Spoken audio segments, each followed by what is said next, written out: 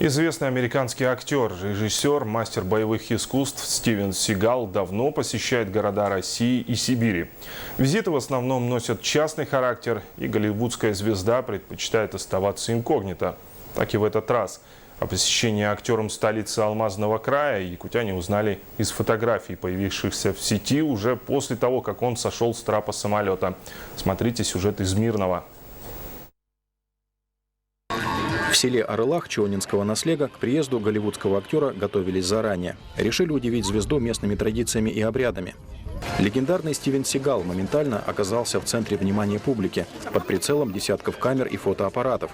Хотя и сам актер не выпускал из рук смартфон, фиксируя все происходящее. Жители Арылаха представили гостю отрывок церемонии якутского национального праздника Эссех. Стивен Сигал наблюдал за выступлением с неподдельным интересом. На наш вопрос, откуда такое внимание к культуре жителей Крайнего Севера, актер ответил: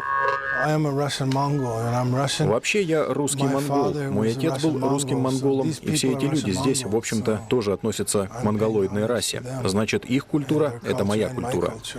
Здесь же, на площадке у Дворца культуры, находится монумент жителям Арылаха, павшим в Великой Отечественной войне. Его тоже не обошел вниманием именитый гость.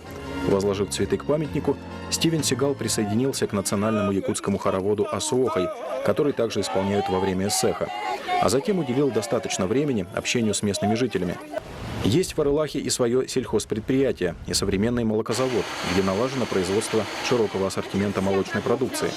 После осмотра цеха и технологической линии Стивену Сигалу предложили продегустировать экологически чистые местные продукты – сметану, творог, кефир, йогурт. Стивен Сигал не торопился покидать Арылах, стараясь как можно глубже ощутить, проникнуться здешним укладом жизни, мировоззрением и традициями коренных народов. Это часть моей культуры. Я русский. Я люблю эту страну и этих людей. По словам самого Сигала, его дед по отцовской линии до эмиграции в США жил на востоке России, и был он якобы монголом. Хотя кем на самом деле был предок голливудского актера, бурятом, монголом или калмыком, доподлинно неизвестно. Известно лишь то, что Стивен Сигал еще не раз побывает в России в поисках своих корней.